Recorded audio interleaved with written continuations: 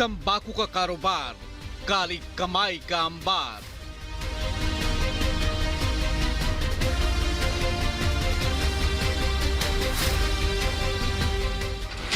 Cash और car, संपत्ति अपार।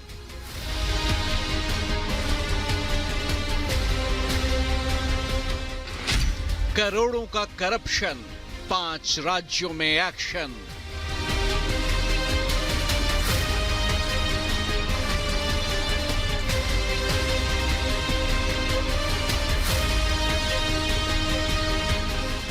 जरा इन 2 तस्वीरों को गौर से देखिए। पहली तस्वीर कानपुर के इत्र कारोबारी पीयूष जैन के घर छापेमारी की है। अभी कुछ साल पहले की ही बात है जब कानपुर के धन कुबेर के घर से इतना पैसा मिला था कि जिसने भी देखे उसके होश फाख्ता हो गए। अब कानपुर में ही एक बार फिर ऐसा ही मामला सामने आया है। इस बार बंशीधर टोबैको प्राइवेट लिमिटेड के मालिक के मिश्रा के ठिकानों पर आईटी ने छापेमारी की है। यूपी के कानपुर में तंबाकू किंग के घर जैसे ही आईटी की टीम पहुंची, इलाके में हड़कंप मच गया। जैसे जैसे कार्रवाई आगे बढ़ी, वैसे वैसे तंबाकू किंग का काला कारोबार सामने आने लगा। उत्तर प्रदेश के साथ कई राज्यों में एक साथ छापेमारी की गई। गुजरात, दिल्ली, मुंबई और आंध्र प्रदेश में भी आईटी का एक्शन देखने को मिला है, जहां महंगी कारों से लेकर करोड़ों के कैश का खुलासा हुआ है। इस कार्रवाई के बाद से ही कई सवाल उठ रहे हैं, लेकिन उससे पहले आपको बता दें कि कार्रवाई में अब तक क्या क्या मिला है। आईटी टीम को लग्जरी कारों का काफिला मिला है। इन कारों में रोल्स रॉयस, मैक्लेरन, लैम्बोर्गिनी, फरारी और पोर्शे समेत करीब 60 करोड़ की 15 से 20 लग्जरी कारें शामिल हैं। इसके साथ ही आईटी ने 4.5 करोड़ का कैश भी जब्त किया है।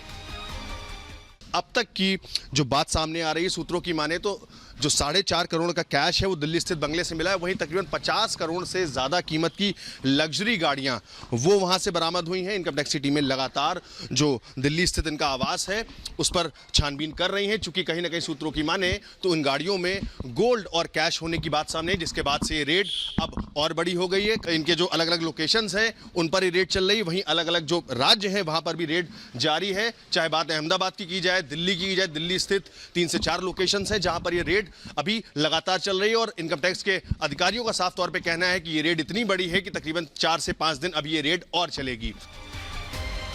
के मिश्रा पर करोड़ की टैक्स चोरी का आरोप है। बताया जा रहा है कि के मिश्रा की company Banshidhar tobacco private limited का टर्नओवर अरबों में है, लेकिन वो अपनी कंपनी को बोगस बनाकर और फर्जी चेक काट कर टैक्स चोरी कर रहे थे। अब तक की जांच में करोड़ों की टैक्स चोरी का मामला सामने आया है। जो गाड़ी है लग्जरी, उन गाड़ियों को इनकम टैक्स की टीम ने सीज किया है, जिसमें रोल्स रॉयस है, लैम्बोर्गिनी है, फरारी है, पोर्शे है। ये तमाम महंगी गाड़ी है और लगभग 50 से 60 करोड़ की गाड़ियों को इनकम टैक्स की टीम ने इस समय सीज कर दिया है। कुछ जो दस्तावेज हैं उनको सीज किया जा चुका है। इलेक्ट्रॉनिक गैजेट जो है उनको भी कब्जे में लिया जा चुका है। और मामला यही बता दें कि टैक्स चोरी का मामला है, जिसके आधार पर इनकम टैक्स की जो टीम है लगभग 3 से 4 राज्यों में रेड कर रही है। आइए आपको ये बताते हैं कि आखिर इस पूरे खेल का खुलासा कैसे हुआ। दरअसल काफी समय से कंपनी पर आईटी की नजर थी। कंपनी पर टैक्स फाइल से जुड़े आरोप भी लगे। बड़े पैमाने पर जीएसटी के नियमों की अनदेखी हो रही थी। कंपनी ने अपना टर्नओवर 20 से 25 करोड़ दिखाया था, जबकि असल में टर्नओवर 100 से 150 करोड़ होने का अनुमान लगाया जा रहा है। कानपुर के तंबाकू कारोबार के काले साम्राज्य की जांच जारी है। जैसे जैसे जांच आगे बढ़ रही है, वैसे वैसे काले साम्राज्य की परतें भी खुलती जा रही हैं। इससे पहले कानपुर के इत्र कारोबारी पीयूष जैन के ठिकानों पर भी टैक्स चोरी को लेकर आईटी की टीम ने छापेमारी की थी। तब पीयूष जैन के घर से करीब 200 करोड़ रुपए की नकदी मिली थी। अब एक बार फिर कानपुर के तंबाकू कारोबारी के घर 24 घंटे से ज्यादा समय से आईटी की रेड जारी है। ऐसे में देखने वाली बात होगी कि के मिश्रा के ठिकानों से अब आगे और क्या कुछ बरामद होता है। Bureau report, Republic Bharat. और अब बात करेंगे हिमाचल में मच रहे सियासी घमासान की। जी हां, हिमाचल के मुख्यमंत्री सुक्खू और जो पर्यवेक्षक हैं वो ये कह रहे हैं कि हिमाचल में सब कुछ ठीक ठाक है। वहीं दूसरी तरफ कांग्रेस के जो नेता हैं उनकी बगावत भी, नाराजगी भी खुलकर सामने आ रही है। अब विक्रमादित्य ने एक बड़ा संकेत दिया है। उन्होंने सोशल मीडिया अकाउंट पर अपनी बायोग्राफी में बड़ा बदलाव किया है और प्रोफाइल पर मंत्री की जगह हिमाचल का सेवक लिख दिया है। आइए दिखाते हैं इसके मायने क्या है इस रिपोर्ट में।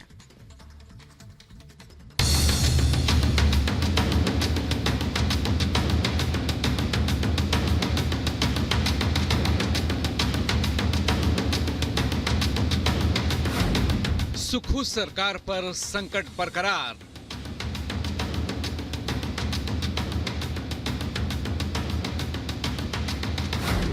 क्या बीजेपी में शामिल होंगी प्रतिभा सिंह? हिमाचल प्रदेश के राज्यसभा चुनाव में क्रॉस वोटिंग के बाद शुरू हुआ सियासी खेल अब और तेज होता जा रहा है। राज्य में कांग्रेस सरकार के पास बहुमत होने के बावजूद भी राज्यसभा की सीट बीजेपी की झोली में जाने से शुरू हुआ घमासान अब और तेज हो चुका है। एक तरफ सीएम सुखविंदर सिंह सुक्खू और पर्यवेक्षक दावा कर रहे हैं कि राज्य में सभी विधायकों की नाराजगी दूर हो चुकी है और सरकार में सब कुछ ठीक है, तो वहीं दूसरी ओर कांग्रेस विधायक लगातार असंतोष की स्थिति बयां कर रहे हैं। इस बीच पूर्व सीएम वीरभद्र सिंह के बेटे और कांग्रेस विधायक विक्रमादित्य सिंह ने एक बड़ा संकेत दिया है। दरअसल विक्रमादित्य सिंह ने अपने सोशल मीडिया अकाउंट्स की बायोग्राफी में बदलाव करते हुए प्रोफाइल पर मंत्री की जगह हिमाचल का सेवक लिख दिया है। वहीं दूसरी तरफ कांग्रेस नेताओं की नाराजगी भी खुलकर सामने आ रही है। हिमाचल कांग्रेस के अध्यक्ष प्रतिभा सिंह ने भी बीजेपी में शामिल होने की खबरों पर इनकार नहीं किया है। सभी के ध्यानार्थ में मैंने ये बात लाई है कि अगला चुनाव बहुत नजदीक आ गया है हमारा लोकसभा का, और इस मकाम पे अगर हम पार्टी वर्कर को कहीं ना कहीं कोई महत्व नहीं देंगे, एक एक पार्टी वर्कर जो घर घर जाके वोट मांगता है, पिछले जो विधानसभा के इलेक्शन हुए उसमें भी उन्होंने ही काम किया था, उन्होंने ही हमारी सरकार बनाने में एक बहुत महत्वपूर्ण रोल अदा किया था। तो आज अगर इस मकाम पर लोकसभा के चुनाव को देखते हुए हम उनको कहीं एडजस्ट नहीं कर पाएंगे तो हमारे लिए ये चुनाव जीतने मुश्किल हो जाएंगे। ये बात कहता हूँ कि हिमाचल प्रदेश में कांग्रेस सरकार को सत्ता में रहने का कोई नैतिक अधिकार नहीं रह गया, कि हिमाचल प्रदेश में अब कांग्रेस जो है वो अपनी लोकप्रियता तो खो चुकी है पहले, लेकिन अब बहुमत भी खो चुकी है, क्योंकि सरकार को बचाने के लिए विधानसभा के अंदर उनको भारतीय जनता पार्टी यानी कि विपक्ष के विधायकों को सस्पेंड करना पड़ा। इस बीच विक्रमादित्य सिंह भी दिल्ली पहुंच चुके हैं। खबर है कि अंदर खाने बीजेपी से डील चल रही है, लेकिन इस तूफान में सुक्खू कांग्रेसी विधायकों पर प्रहार कर रहे हैं। क्रॉस वोटिंग करने वाले बागियों को गद्दार और काला नाग बता रहे हैं। कोई भी विधायक और ये अपना पीसीसी या जो हमारे पदाधिकारी हैं पीसीसी के, कोई भी पार्टी के बारे में अंदरूनी बात के लिए या सरकार के बारे में कोई प्रेस में नहीं जाएंगे। This is bad news for you. ये संकट तो नहीं मानता, ये राजनीतिक चुनौतियां होती है और राजनीतिक चुनौतियां का सामना करना पड़ता है और मिलजुल कर हमने इस राजनीतिक चुनौती का सामना किया है। निश्चित तौर पर हम जनता की सेवा के प्रति जवाबदेही है, अपना दायित्व जनता के प्रति हमें निभाना है। वहीं सुक्खू के काले नाग वाले बयान पर बागी विधायक राजेंद्र सिंह ने सोशल मीडिया पर अपना रुख साफ करते हुए लिखा कि अब हिमाचली अस्मिता का मशाल थामने वाले गद्दार बताए जा रहे हैं। राजेंद्र राणा ने लिखा कि कौन गद्दार है और कौन वफादार, इसका फैसला अब जनता करेगी।